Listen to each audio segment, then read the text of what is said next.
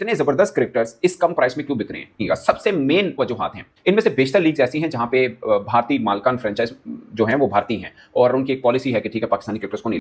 हम पहली दफा ऐसा देख रहे हैं कि आईएल टी20 में पाकिस्तानी प्लेयर्स का इन्वॉल्वमेंट ऑलमोस्ट ना होने के बराबर है और एक ही टीम है जिसने पाकिस्तान के 3 प्लेयर्स को लिया है, बाकी किसी भी टीम ने किसी भी पाकिस्तानी प्लेयर्स को नहीं लिया है। लेकिन अब क्योंकि इंडियन इन्वॉल्वमेंट इतनी ज्यादा हो गई और सारे के सारे जितने भी ओनर्स हैं वो सारे इंडियन हैं, इसलिए उन्होंने कहा कि भाई पाकिस्तानी प्लेयर्स मोहम्मद आरिस और साइम अयूब को किसी ने भी आईएलटी के अंदर खरीदा नहीं है। वहीं पर एंड्रू फ्लेचर जो है वो अरसा दराज से रिटायर्ड हो चुका है और उसे $2,60,000 में खरीद लिया जाता है। अब मुंबई इंडियन एमिरेट्स होगी, दिल्ली की टीम होगी जो इसके अंदर मौजूद है, क्या कहते हैं आपके आईएल टी20 के अंदर, ये जितनी काफी सारी इंडियन टीम्स, इंडियन ओनर्स मौजूद हैं, तो वो नहीं ले रहे पाकिस्तानी प्लेयर ने हमारा जीना हराम कर दिया।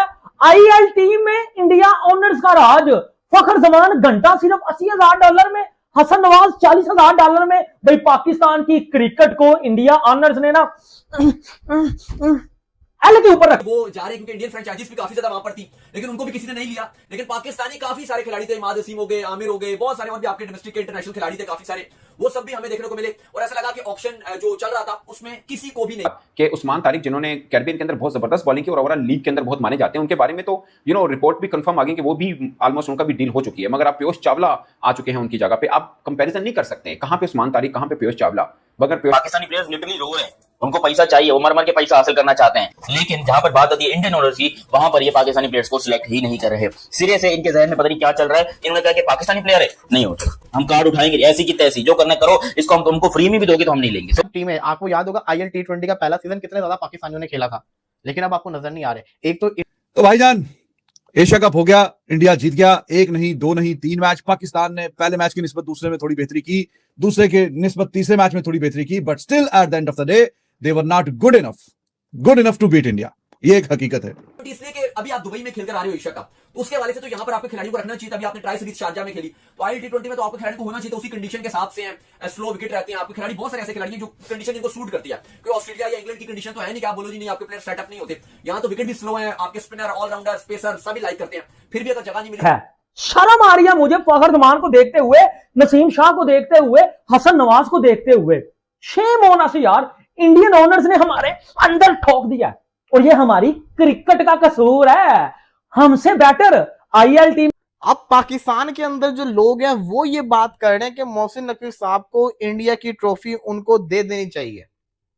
जो करना था वो तो कर लिया, अब इतना वेट नहीं करवाना चाहिए, उनको ट्रॉफी दे देनी चाहिए। ऐसा पाकिस्तान के अंदर कुछ लोग ये बातें कर रहे हैं। जय हिंद दोस्तों। तो दोस्तों आप लोगों को यह वीडियो कैसा लगा? अगर वीडियो पसंद आए तो वीडियो को लाइक और सब्सक्राइब जरूर कर लीजिएगा।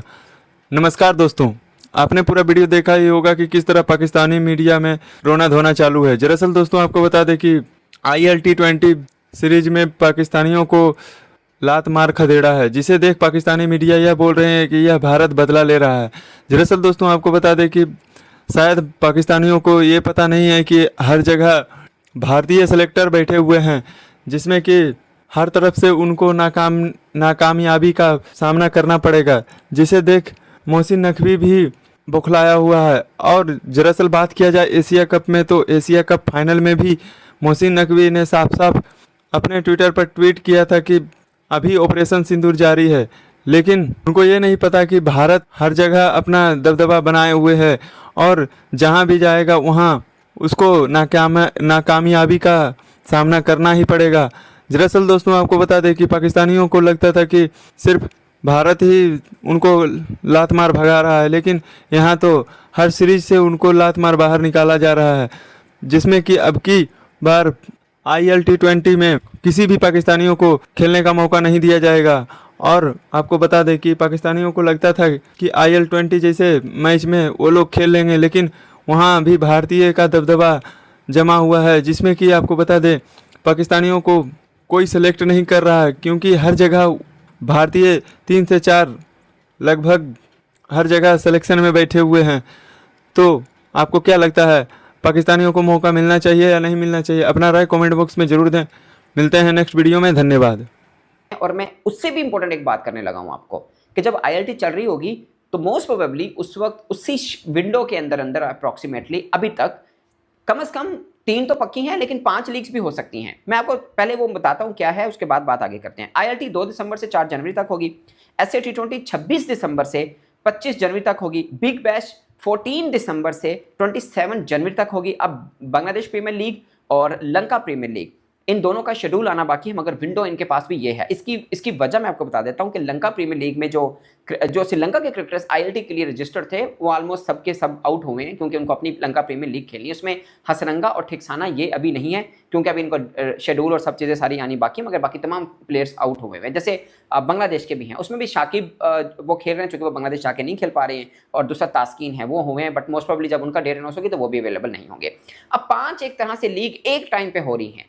सोचिए कितना कंपटीशन होगा कि खिलाड़ी हमने अच्छे लेने हैं। ऐसे में नसीम शाह, फ़खर जमान, हसन नवाज, ये 3 खिलाड़ी एक लीग में मुंतखब मतलब ऑक्शन में खरीदे जाते हैं, और उनकी जो ऑक्शन हुआ है हमसे बेटर वो स्कॉटलैंड का प्लेयर, वो $2.5 लाख में गया है, ठीक है। अफगानिस्तान के प्लेयर सर जी $1,40,000 $1,35,000 में जा रहे हैं, राशिद नबी, ठीक है, मुजीब।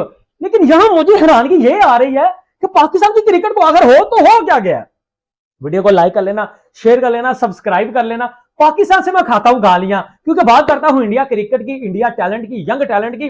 अब मुझे आप बताएं, मैं गलत बोलता था, कहां गया मेरा घंटे का शाहीन, कहां गया मुझे बता दें वो इफ्तिखार चाचू, कोई दिल चाह, ये हमारे सलमान अली आगा, वो हारिस रऊफ, वो कहां गए। किसी ने इनको जो है वो पिक नहीं किया, किसी ने इनको जो है वो नहीं खरीदा। इंडिया ओनर्स को हम गलत नहीं कह सकते, क्योंकि पूरी दुनिया को पता है कि पाकिस्तान की क्रिकेट किस लेवल की क्रिकेट है। इन घंटों को जो है वो लेने की जगह टीम में हम अफगानिस्तान के प्लेयर को ले लेते हैं, हम स्कॉटलैंड को ले लेते हैं, और अब बैठ के आप रो रहे हैं।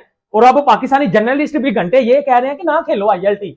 उनको तो खेलनी, उनको तो पैसे चाहिए भाई। जब हम कहते हैं कि टेस्ट क्रिकेट खेलो, ओडीआई क्रिकेट खेलो, परफॉर्म करो, दुनिया आपको जो है वो अपनी लीगीज में पिक करे। अब तो हमारी औकात ये होकर आ गई है कि कोई बंदा हमें पिक ही नहीं कर रहा।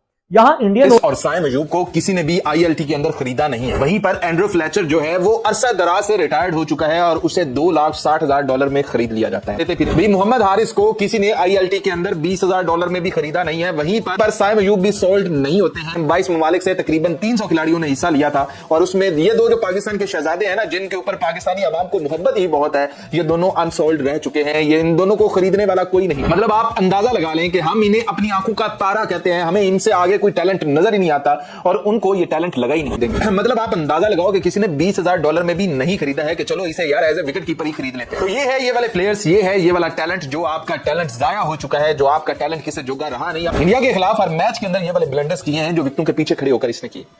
तो भाई कौन खरीदेगा एज ए विकेट कीपर भी, इसकी क्या मांग है, कौन खरीदेगा, कौन अपनी टीम में शामिल करेगा। तो इसलिए ये अनसोल्ड रह चुका है कि पाकिस्तान के प्लेयर्स जो है वो रहे हैं अनसोल्ड।